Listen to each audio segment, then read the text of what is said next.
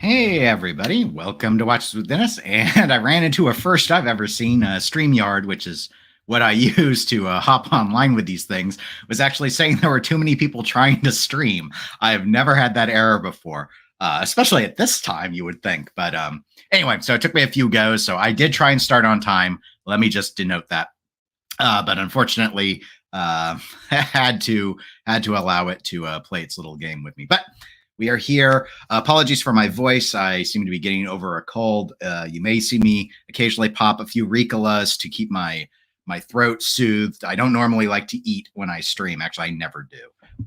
But so if you see me sucking on a piece of candy, it's not candy. It's medicine. So anyway, I'm feeling much better, though, so I don't think my voice sounds too bad. Anyway, today I figured rather than cover any new releases, would be a good opportunity for us to talk about Swatch Group. And basically, I want to go through and throw out a few brands that are under the Swatch Group. We won't do all of them. We'll do most, though. And talk a little bit about, I've grabbed a model, in some cases multiple models, that I just thought in terms of throwing them out there for ideas for people to consider. I've not owned all of these. In fact, I think I have very deliberately made sure I picked watches I have never owned. So I'm totally talking speculatively, way outside of my realm. But that is, of course, what we often do here. Housekeeping items. Had one pre-recorded video early in the week about sort of going over the definition of luxury. A lot of people, it wasn't a particularly popular video, but a lot of people gave their feedback on kind of how they define it, or if they hate the term luxury inherently. A lot of that seems to stem from the idea that watches as a product are a luxury product, not a necessity. So trying to divide up watches into luxury versus non-luxury is somewhat pointless, which is a bit reductive, but a fair point if you want to go with the most true definition of the term. So anyway, other than that, because Ken brought it up last week, I did, even though I am wearing a t-shirt, I am wearing the Longa one from All Long and Zona. I do not like to wear it with t-shirts because I think it's way too dressy for it. But I did wear it to work yesterday. So I went ahead and left it out on the desk so that, because I was asked why I never wear it on streams. And it's because on the weekend, I like to be casual. My dress watches are more for work. So let's go ahead and get caught up with the chat. Apologies again for the slight delay due to the system. But good morning, Kevin. Welcome to the live stream. And Neff and Tuna, both of you, thank you for being 99-cent club members. I do greatly appreciate that. Travis, welcome to the live stream as well. Hope you enjoy today's discussion. And I see Koji's already been looking ahead and talking about Balmain. Yes, Balmain is a brand that we will cover very briefly. And so we will end up touching on that. I will start to share, in fact, the Swatch brands. For those of you that aren't familiar with them, they have quite a few in the watches and jewelry space. I see Tuna's curious about Balmain as well. Oh, get ready for plenty of Dennis mispronunciations, because you know how I can't say anything right. We're going to definitely go through that quite a bit. Neff, going back to my mentioning of the video I did on luxury and the definition, says usually I'd comment, but I had nothing else to add. No need to comment if there's nothing to add. Koji, who I know is a dress watch aficionado, says that he thinks the Longa looks good with a t-shirt. Joel loves the Longa Flex. I don't wear my watches to flex. I wear them because I like them. But thank you for the compliment. And Neff is appropriately putting me in my place for the abomination of the combination. So, all right. Here's the list of all the brands. Now, let me go ahead and say which ones we are not going to cover. You could probably start to, if you're looking on a bigger screen, you probably could tell because I got all the tabs preloaded. You know how I am. I like to get everything prearranged. So the ones we will not touch today, we are not going to talk about Harry Winston. We are not going to talk about Jacquet Droz. And the reason is I did look, they are so kind of blingy, bejeweled, bedazzled jewelry with a watch around it. While I have actually looked at various older Harry Winstons and Jacquet Droz watches, I didn't feel like I could say anything meaningful about them today, so I didn't want to touch them. Leon Hatat is not, it's actually a defunct brand. I think Swatch is thinking about bringing it back, but it's not back right now. That was a designer. He has a variety of sketches, but there's really nothing to discuss with Leon Hatat. I actually do have a video about the Leon Hatat brand. It's, oh gosh, I think it must be near on 2 years ago I did it. But if you're curious, you can learn a little bit about the history of the designer. And then the lowest two, Swatch and Flick Flack. Flick Flack is a children's watch brand. I figured there are probably no children watching, so they wouldn't really care about that. And Swatch, honestly, at the price point, take whatever chances you want with Swatch. Who cares what I think about Swatch watch? You buy whatever one you want. If you don't like it, you'll throw it away. So we're gonna do all the rest of them though. So that's kind of the plan to go through. And I might get some blowback for not doing Harry Winston and Jacques Droz because they do make real watches, but they're just a little too jewelry for me to want to. We got a lot to get through today, and that was before I knew I wasn't going to be able to connect right at 10 because of the StreamYard system. Neff noting some of those Opus Harry Winstons are really wild, but those lugs, no. Yeah, lugs can really make or break a lot of watches, and I know a few people that have loved a lot of things about a particular watch, but the lugs themselves push them over. That's a common complaint about a non-Swatch brand we will not be talking about today, Nomos Glashütte.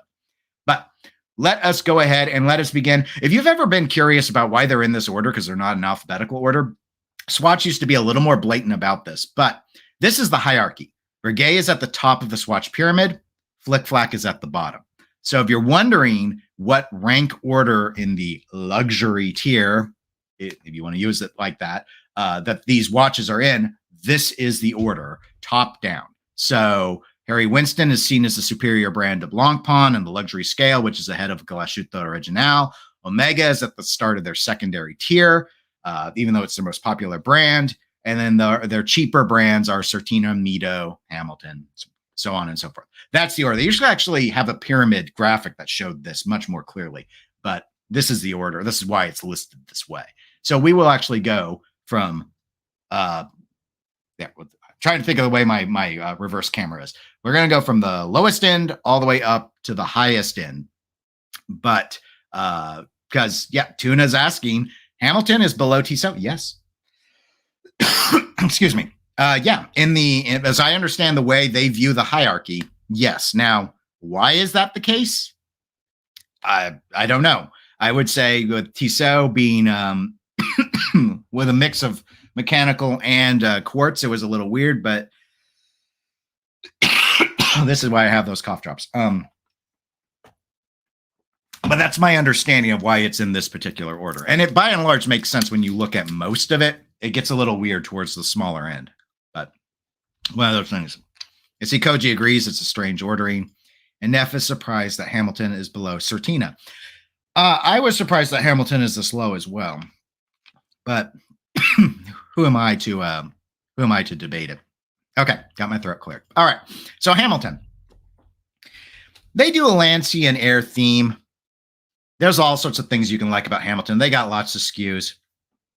I have owned a Hamilton. It was a Pilot chronograph watch. I despised it. I have a video on it if you want to watch it, a review video.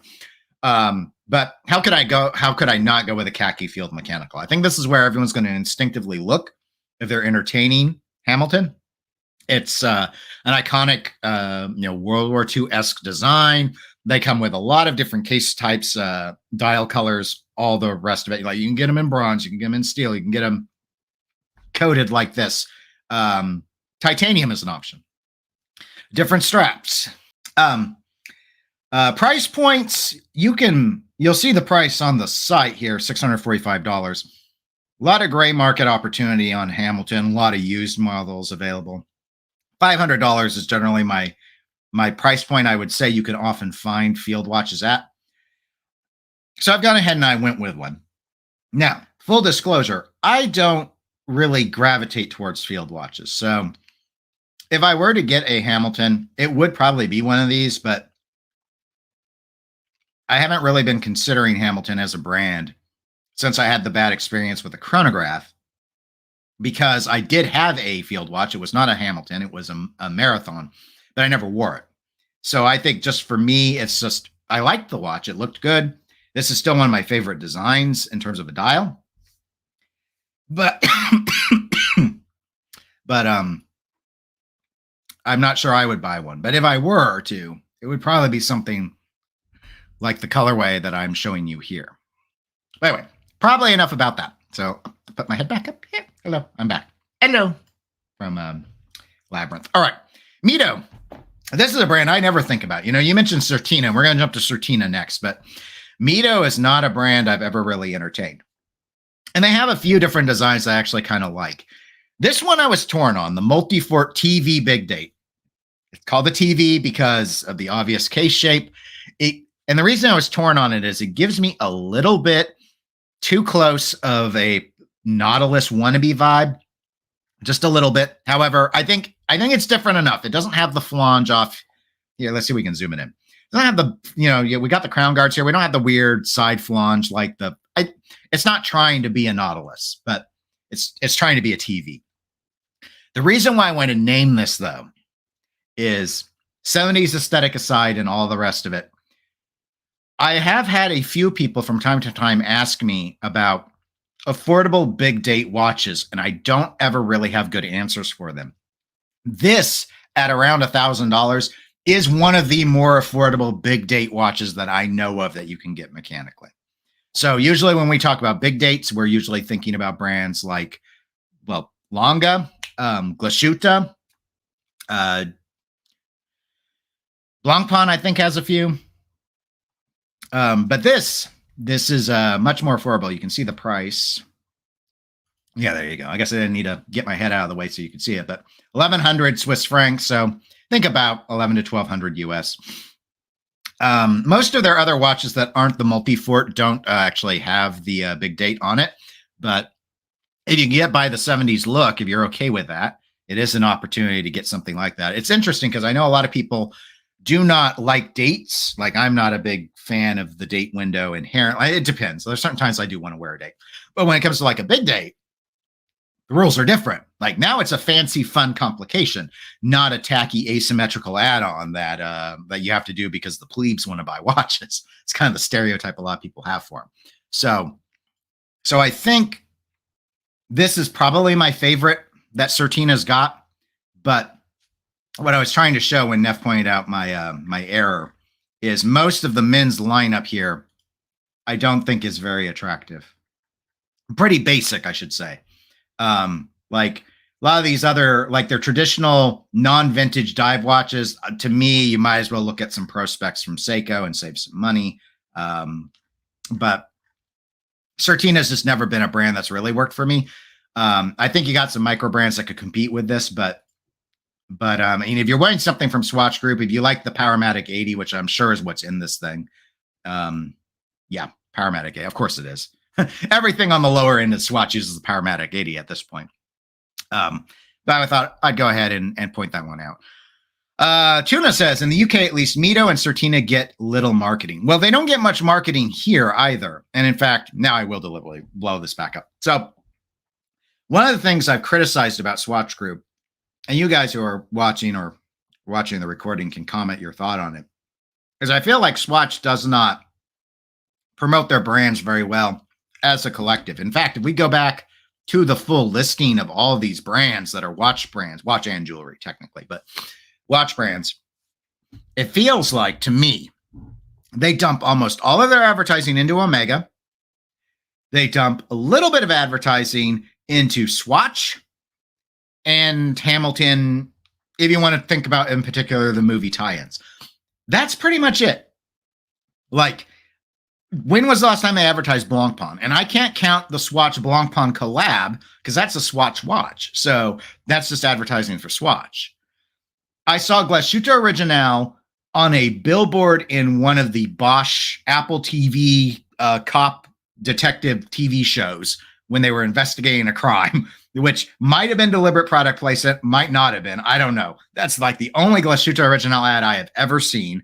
And that's basically it. Oh, Tissot probably gets a little bit of advertising too, for that matter. But that's pretty much it. So, yeah, that Mido and Certina aren't getting much advertising where you live. I've never seen an ad for Mido or Certina. I had to load a Teddy Baldessar video up this morning to be sure to say it Mido and not Mido, because I had no idea how it's said. And I'm assuming he's right, but I don't really know that either. Neff says, that's not bad. I had a Certina DS200 and it was a total piece of crap. Let's go back to the Certina. It had that 28-24 winding issue out of the box. Bracelet was trash. I'd have to see one in person before buying another. Neff also adds, oh yeah, Swatch does god-awful job at marketing. For Breguet getting the top spot, it's like Swatch forgets they own it. And Sky says, is Omega the watch sponsor of the Olympics? Yes, Scotty, it is. And welcome to the live stream. Omega is. That's one of their cross-branding collabs they do. They sponsor the Olympics and James Bond are like the two big things. Oh, and the moon. They sponsor the moon as well. So let's hop to the next brand because we're taking forever. Balmain, assuming that's how we say it. So, do you know anything about Balmain? I did not. Balmain seems to only peddle in quartz watches. And so, given that, I struggled to find much of anything that really stood out. So, this is what you get to look at here. I'll see if I can zoom it in a little bit for you. Pretty vanilla. If you wanted kind of that go anywhere, do everything watch and you wanted it as quartz, I guess I could have just clicked the plus here instead of the manual zoom. Well, never mind. That was only when I zoomed in. Anyway, it doesn't matter. There's not much to see here. Generic watch, reasonably priced, $400. That's the price of a quartz-powered PRX. But let me go ahead and give you a quick show. They only have two collections, the Downtown and the Tradition in the men's line, which is most of you are probably men, so that's why we're looking at those. I looked at some of the Roman numeral ones, but the non-color match date windows kind of annoyed me. That's why I went with like this one here. But as you can see, they're all basically around $400. The Downtown, I guess, was a little more like this is the Chronos, but it still is the same sort of feel. This is a very fashion watch generic kind of vibe to them. They're okay. Since they're all quartz powered, they're quite approachable. But anyway, that's probably why you've never really talked about Balmain. There's really nothing that, like, to a collector, this is probably not going to work very well. But if you remember Brick Watch Company, I had a video where I made quite a bit of fun of Brick Watch Company. These watches look like Brick watches, except better done and far more affordable. So I would say, I guess, if you really liked that sort of generic look, go ahead and explore Balmain. But I think most of you who are collectors are probably just not going to find these as a resonating factor. I don't know why some of them are higher. I assume because they come on bracelet. But they're running quartz ETA movements and such. So, which I mean, Swatch owns ETA, so that's not surprising anyway. Commander Shepard, welcome to the live stream. Says looks generic. Yep, I see. Koji said that as well. Pretty good generic watch, I guess. I mean, I don't know much about the movements, like the chronograph movements, the ETA G10. I don't know anything about those movements, so I can't really say if they're good or not. Since Swatch is behind it, I would assume it's decent. But we already heard some issues with Certina, so I don't know. Commander Shepard also says, I see Mido and Hamilton ads in transit shelters in Toronto. Okay. I'm not surprised on Hamilton. Mido, I have not, but I have not been to such a shelter, so I wouldn't know. Koji says, okay, so the thought of acquiring a Balmain isn't going to exactly blast me out of bed in the morning. No, probably not, Koji, but you've been around the block a while. Just someone getting newly into watches, I assume this is probably a brand that some Swatch stores are also carrying, and people will probably be drawn by the price point once they looked at the pricing of some of the other watches, especially if they want to get a chronograph. I didn't highlight the chronographs, but also maybe they appeal a lot more to women because there are some other designs that are a lot more hip, very fashion forward, sort of, like rectangles and stuff. So, I mean, they got some stuff there, but I don't think most collectors would be into it. Tuna says, I'm guessing that Balmain must lean more towards ladies' watches. They have one additional collection for ladies, so I think so. I think that's the case. So, going through our little list here, we've done the first row. We've started on our second row, working our way up the proverbial food chain, however Swatch has defined it. So, let's go ahead and I'm going to close some of these out. We're going to jump to Tissot. Now, I went with the Sideral, which is a weird pick. I thought about loading up multiple watches. The thing is, you all know about all the popular Tissots. You probably already know about this one too, but everyone talks about the PRX. I owned a PRX. I didn't want to talk about it again. It's it's like the integrated sports watch to get if you want an affordable integrated sports watch. Like a decent quality, lowest price points that I'm aware of. You know, like Christopher Ward gets brought up a lot, but it is significantly more money. The Tissot Gentleman, another good option if you want a Powermatic 80 movement watch and you want something a little more go anywhere, do anything, not the integrated look. It gets brought up a lot. I know Teddy Baldessar brings up the Gentleman all the time because he sells them. The Sideral, I have been tempted by. They're fun. It's like a steel with a carbon combination for the watch. You've got this whole like regatta thing, which I don't know anything about regatta, but you got that aspect going on with it. I just think it's a really interesting looking weird watch. But good lume. At least I think it's got a good lume. This is a good photo of the lume. So just overall, I found it interesting. It's about $1,000 too. So in terms of getting, and they come in different, you don't have to get the yellow. They've got red and blue as well. I just thought the yellow was the one that stood out the best. So I kind of thought about getting a Sideral, just as something as like a fun watch, like what we call the old fun summer watch. So, but Tissot's got all sorts of really interesting stuff. Again, I didn't want us to go through, but you could just see the, like in terms of all the PRX and the Gentleman collections I mentioned, the Lockley I've actually looked at before as well. Now I end up clicking on them just because if you like the Tudor 1926 texture waffle, the waffle dial pattern, this is very similar. So that's another option for folks. Again, Powermatic 80, $750. So that's going to come in about, oh gosh, the 1926 is about $2,000 retail. You can gray market them around $1,500-$1,600 though. So it comes in about 1,000 less. So anyway, FYI on that. I'd probably save up and get the 1926. But if you really don't want to, you don't want to cross $1,000, it's a good option. But the Sideral is interesting. It doesn't look like anything else that I know of. So I wanted to go ahead and bring that one up. Camaro Shepard says the Sideral is cool. Likes the blue one. Yes, the blue one's I like all of them, quite frankly. Oh, we're in incognito mode. That's because I don't want all these cookies on my computer. So we went back too far. We can't go back. We gotta go forward. All right. Union Glashütte. This is a weird brand for me because there are no Union Glashütte dealers in the United States. So I've looked at them anyway. I thought about importing them before I ended up getting other German watches, but with Germany, I unfairly clumped their watches into two categories. You have Bauhaus German watches, and you have like the asymmetrical German watches, like Glashütte Original, Longa, that sort of stuff.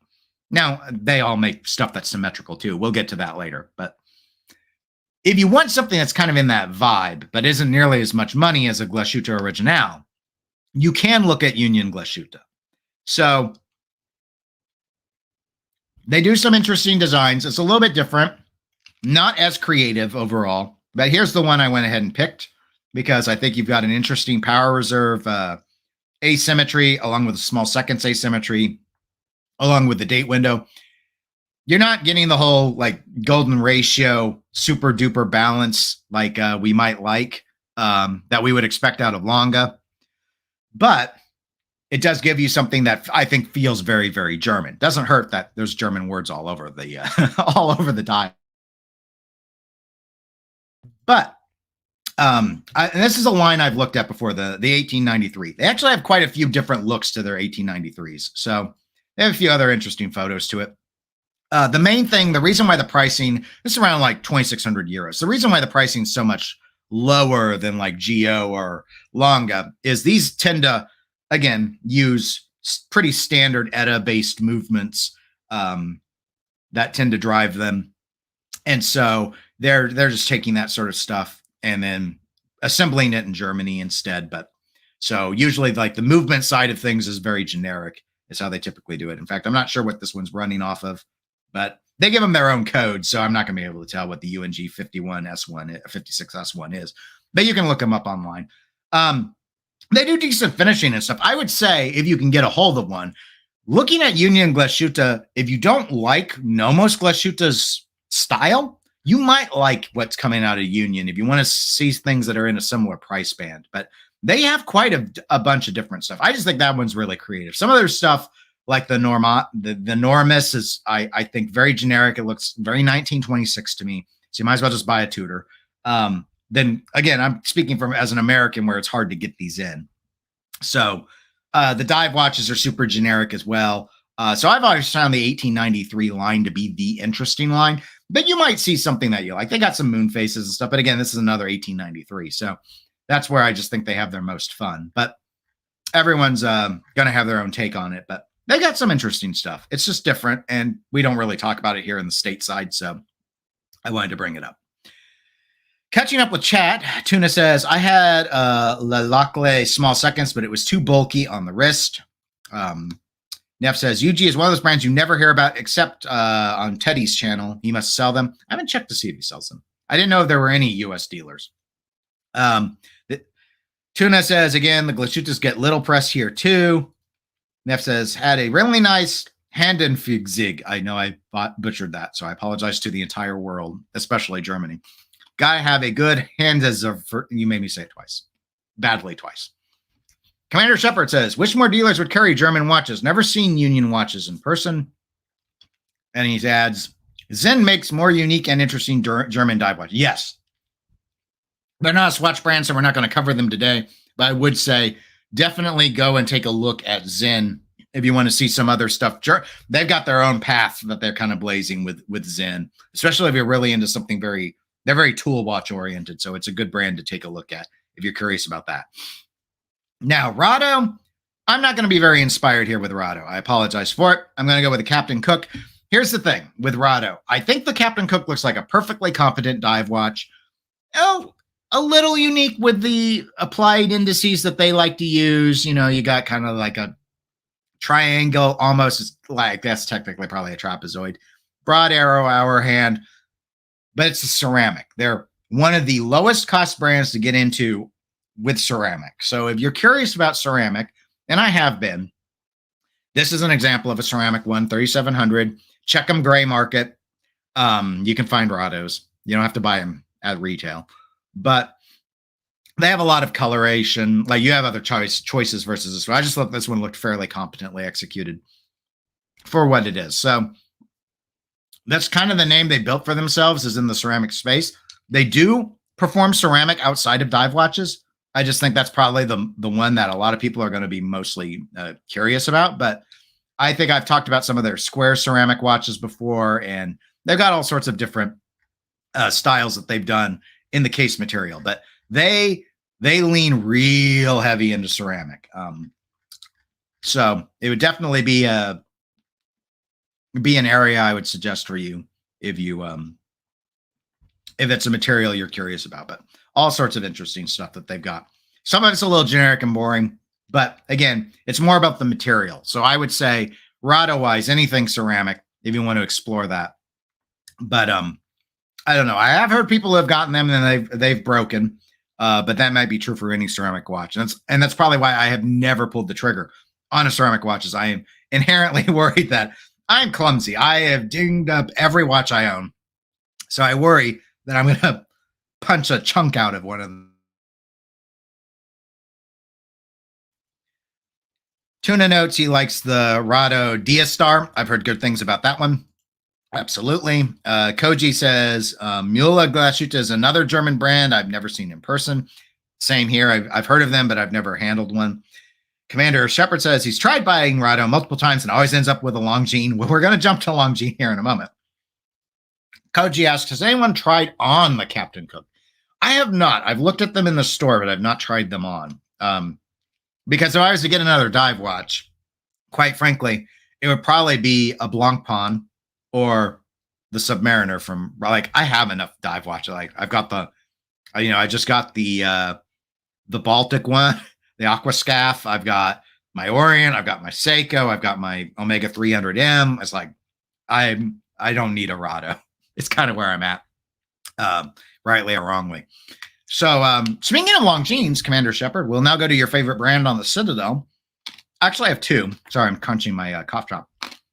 So, I couldn't leave it at just one. Longines. I'm the opposite, Commander Shepard. Well, not true opposite, because that would imply I've tried to buy Longines multiple times and ended up with Rados. Longines is like my favorite brand that I have never bought.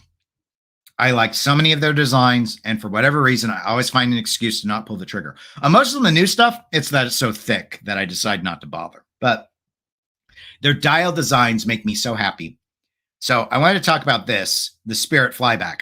Flyback chronograph. Look at them. Look at this. Look at how well done this is. This isn't like B01. Here, let me get my face out of the way. This isn't like B01, Breitling. They didn't crop any of the Arabic numerals. They know that just looks cheap and lazy. They're like, no, we're going to have our subdials stand there proud. Good balance, I think, of, even though it's a text-heavy dial, Longines, yeah, you can see the mouse symbol. Longines, symbol, automatic, flyback, stars, chronometer. 3 on 3, equally spaced, evenly placed. They really, I think, thought out this dial very, very well. Fairly attractive movement for an automatic in particular. You've got engine turning on the plate. Decorated rotor. I think this looks really, really good. I only have one chronograph. I've not really considered getting another one aggressively, but something like this, 42 millimeter watch, it's $4,500 starting. So I'd probably want a discount on that, but I really thought that the Spirit Flyback is a very, very attractive watch. And so I wanted to point that one out, but I could not leave it at that. I have another new Longines I wanted to mention as well, because I also like a lot of what they do out of the Heritage Collection, but I didn't want to wax about all of them with you guys. So this is another fairly new one, the Heritage Central Power Reserve. Again, here, let me get my head out of the way. I just like, it's different. It's creative. Date window at the 12. Not very many brands are willing to try and pull that off. I think it actually works quite well in this instance. It's nicely framed, even if it's not color matched. They framed it. Power reserve here in the middle of the dial. Obviously, that's the whole selling point. Unique, creative, attractive markers. You've got sort of these more baton style hour indices, but then you've got this almost oval shape at the 3, 6, and 9. Just super clean. The kind of gilt plating on the hands and stuff looks good. Movement looks about the same as the flyback that we talked about. Obviously less complicated because it's not a chrono, but just a really nice vintage look with a creative power reserve party trick, which makes it stand out. Okay, so let me catch up with chat. Let me zoom out of that. All right. Sorry, I have to scroll a little bit. Neff says, I found a 37 millimeter Spirit on Joma Shop for $1,700. Very tempting. Oh, wow. That is a nice tempting price point. David, welcome to Livestream, David.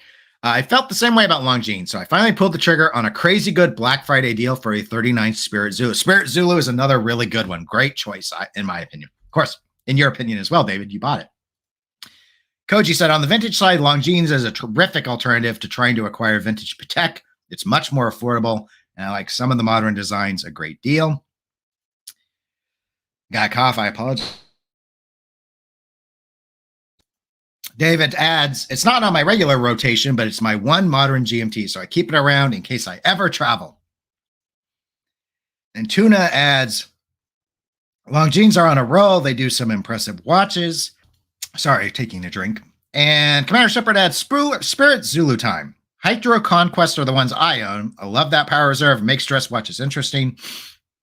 And Neff says, Zulu is one of the best Longines. They did such a good job on that watch, the dial and case finishing. Okay, awesome.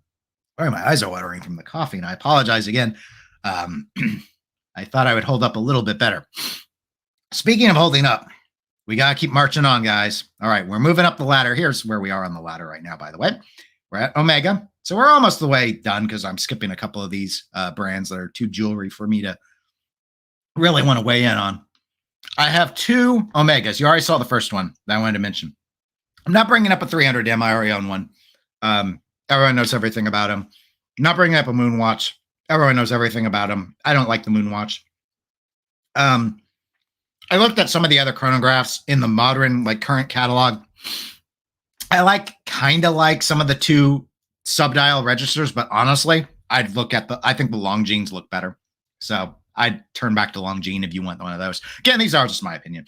I know I'm very much in the minority regarding chronographs and Omega. The Constellation Globemaster.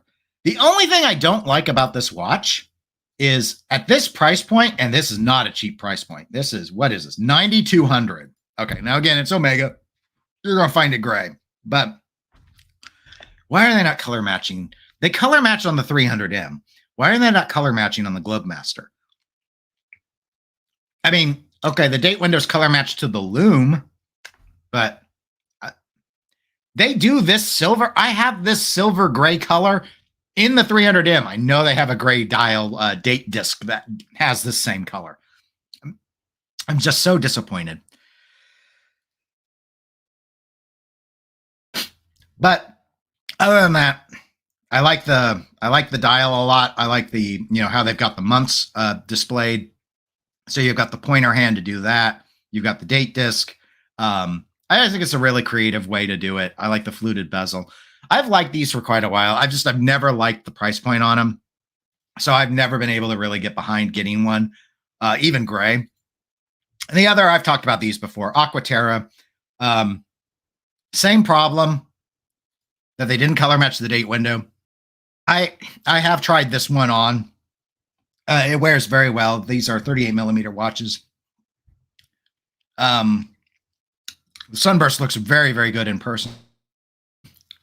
But again, pricing is lower than Constellation, 6,600, quite a bit lower. But without the color match date window, I just don't think I could pull the trigger. Maybe if I found it really, really discounted. I don't know. The red one's probably the one that most people really like. It's the hardest one to get.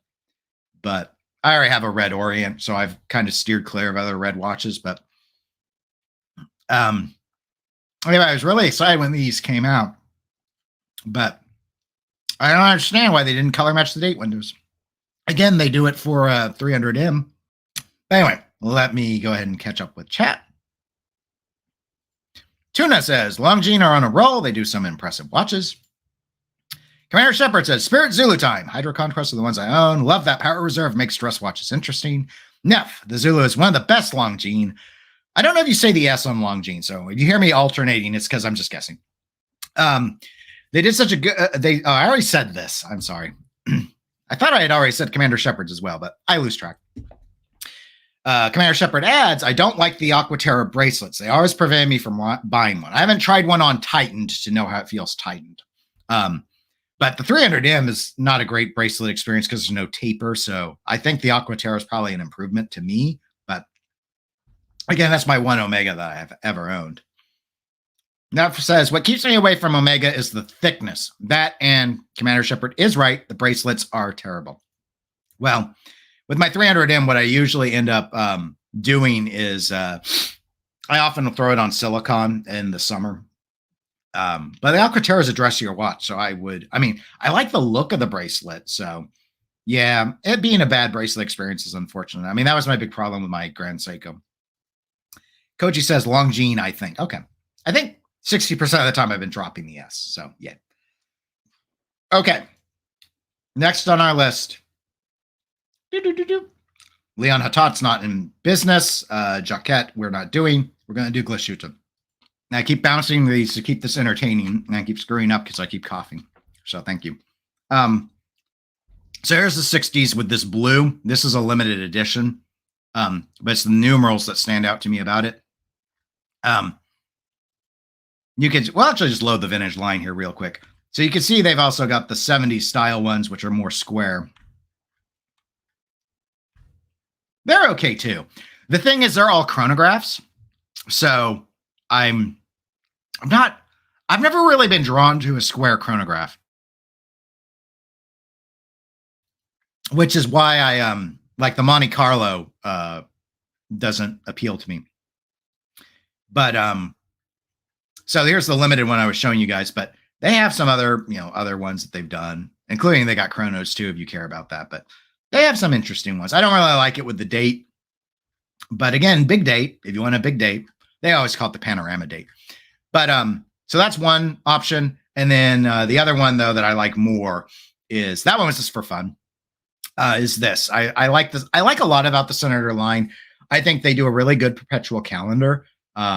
So I just think it's really interesting in terms of, they've got the day, they've got the month, they do the pano. So you still get the pano date. It's offset, I think, very cleanly with the moon phase, and then up at the 12 o'clock position is where you can tell if it's the leap year. So I just think they balanced it very, very well. I like the handset. It looks really elegant. And this is actually like a frosted dial. So again, I don't know if I can, there we go. So you can kind of see the frosting here. So it actually looks really, really good. I think in particular in this rose gold, but that's kind of this is kind of the color scheme that I got on my, since I wore it today, for the longer one. So I'm kind of biased to these I like silver and gray dials inherently. And I think they go really well with rose gold, but so like here, I hope I remember to screen share again, but see, that's so I wouldn't get this, the Glashütte, because it's the same color as this watch, but I very much like that, and that frosted look looks really good in person. And I'm sure Geo just does just as good of a job on the dial as Longa does. So anyway, so I would suggest this one. It's probably, again, it's going to be a lot. Let's click show price and find out. All right. Oh, it's only 35,800. What's a Longa one retail? It's about 44,000, I think. So of the modern ones. So, you'll save 10 grand looking at this, and you'll be able to find this on discount. Granted, you can find a Longa one on discount too, because everyone buys them trying to get Odysseus's. Catching up with chat. Let's see here. Commander Shepard, I compare Omega's bracelets to Rolex and Tudor's more recent releases. They have great bracelets compared to Omega. With the constant Omega price increases, they have to up their game. Absolutely, I do agree with you. Commander Shepard also adds, Geo Senator with calendar is beautiful. And David says, the Senator Perpetual is amazing. It's definitely on my list. Yeah. Do not sleep on Glashütte Original. They do incredible work on their watches. Okay. Moving on. Blancpain. I've got two for you. How could I not cover a 50 fathoms? Well, I'm going to give you a 50 fathoms bathyscaphe because I have to be weird. They do finally have a 42 millimeter regular 50 fathoms, the traditional one everyone thinks about. However, I do think that if you want something a little more vintage looking, do not neglect the bathyscaphe. Now, this is a polarizing look, but you still get a really nice movement. I cannot zoom in, apparently. Oh, there we go. Now I can. Get rid of my face here so you can, I don't think we're off to the side here, but it'll let you see it. The most polarizing thing I've seen with people who don't like the bathyscaphe, and these are fair points, is the hands. They don't like the syringe hands and the nipple-like hour markers for most of the markings. And of course, there's a 430-day window, but hey, it's sunburst pattern. You can actually get these, especially if you look used. You can find these in various materials: steel, titanium, ceramic are all options. They don't come on bracelets. They tend to come on these straps or NATO's canvas, rubberback canvas straps. But I do think that the bathyscaphe is definitely a model that's worth discussing. If you really want a high-end dive watch, like the finishing on these watches, universally agreed to be superior to what you would get on a Submariner. So it's kind of like of the mainline high-end dive watches, it's at the top of the pyramid. So I wanted to mention it. However, I am a dress watch aficionado, so we're not just going to talk about this one. I do also want to bring up one of these. So the Quantum Me Complete. I know I'm not saying that remotely right. It's part of their Villeray line, but beautiful watch. We just got done talking about a rose gold Glashütte Original, but here you have a very similar concept. Moon phase here in the 6 o'clock position, day and month up towards the 12. You can see the date is actually pointered with this weird shaped pointer, blue pointer hand. And then you've got these kind of leaf style skeletonized hour and minute hands with Roman numerals all the way around the dial. The Villeray, I have looked at a lot of historic Villeray watches. They almost all universally look great. It is and often a very value buy in terms of they take a bath secondhand. So they're still expensive. But if you want to explore some really interesting dress watch stuff, people only ever talk about the 50 fathoms. Even I had to talk about it. So I did a Bathy scaff, but I still talked about 50 fathoms. But also take a look at this price point. $29,000. So this is like $10,000 less than the Senator we were talking about. So I don't know why I clicked make an appointment. I'm not making an appointment to buy the Senator. We're not buying the Senator live on screen. But see, $35,800. This watch basically has, it's not, I think this is an annual calendar, not a perpetual. So that's your big difference. But you're also saving like almost $10,000. And which one's more attractive? Honestly, I think they're about on par. This one's the Villeret's more whimsical. The Senator's more German. So those are the differences, but I think they both look really good. Very similar color schemes as well. So anyway, we're almost done. Let me go ahead and get caught up on the chat, and then we will jump to the last brand because we're skipping Harry Winston. Neff says, I wish Blancpain made a 38 millimeter ceramic bath scap. They may have used to. Take a check, but they don't currently. Koji says, Bathyscap Villeret Flying Tourbillon is his Grail watch. Okay. I'm not into tourbillons myself. It sounds very expensive and thus very graily. David said, I don't think the Villeret is an annual either. Oh, okay. Well, that explains why it's so much cheaper. I think it needs to be manually adjusted after every short month. You're probably right. Or else it would have probably said annual in the descriptor. So I will stand extra corrected on that one. Okay. So here we are. We're going to jump to the final brand. That is Breguet. And since I saved them for last, I decided I would go ahead and give you guys 3 different watches. Let me hop over. So, sorry, I knocked some dust around here now, and I got dust bunnies flying all over the place. Okay. So there's 5157. I'm starting with this one because honestly, it's probably the one. I actually made an offer on someone for one of these. So it's the Breguet. If I was to get a Breguet, it's probably the one I would get. There is no seconds hand on this. I'm showing you the yellow gold version. All 3 I'm going to show you are classiques. Excuse me, I have to cough. They're my favorite. I don't like the traditionals because they're too open works. I don't like open work watches, though they're probably more popular overall. This watch is incredibly thin.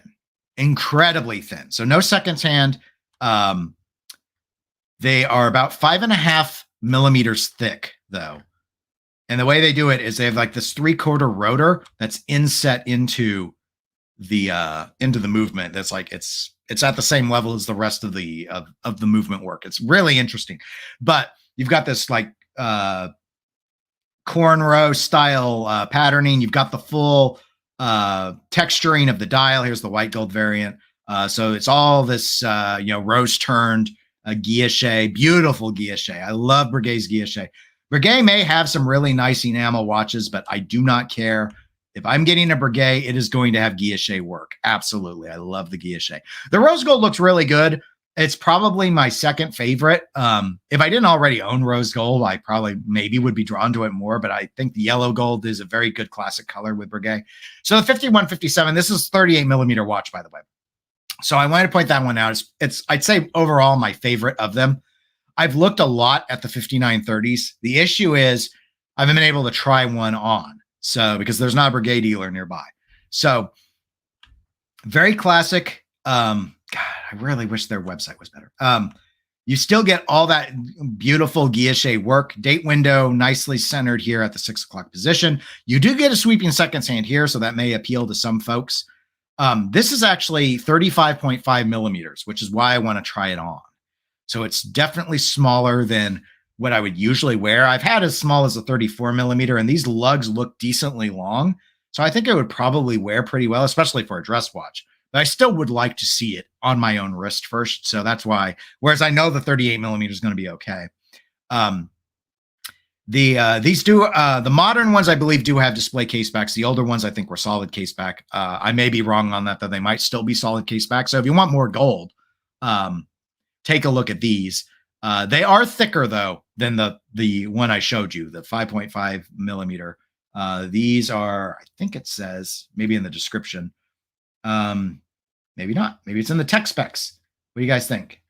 I think it's about 8.5 millimeters. Yeah, 8.35 millimeters. Okay. So it's still very, very, very thin watch. And the last one of the Breguets I wanted to show you is, you see, yet more guilloche. How could I not? So this one is a 40 millimeter watch with an offset small seconds hand.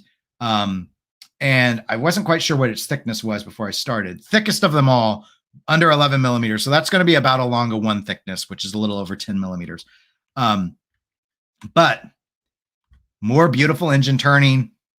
A lot of the Breguets crop their hour numerals with a small seconds disc or whatever. So I reject them outright because that's a violation of my aesthetic rules. But I also like that this, you get like this crosshatch quilt pattern in the small seconds space. And then it's the more traditional guilloche look on the bulk of the dial. No case back shot on these, I don't think. I think these are display case backs. But anyway, because they also make an enamel version, incidentally, if you wanted to take a look at what enamel looks like with them. Very, very clean. But the guilloche is so awesome. How could you say no to the guilloche? But anyway, so these are kind of the order I would have them in.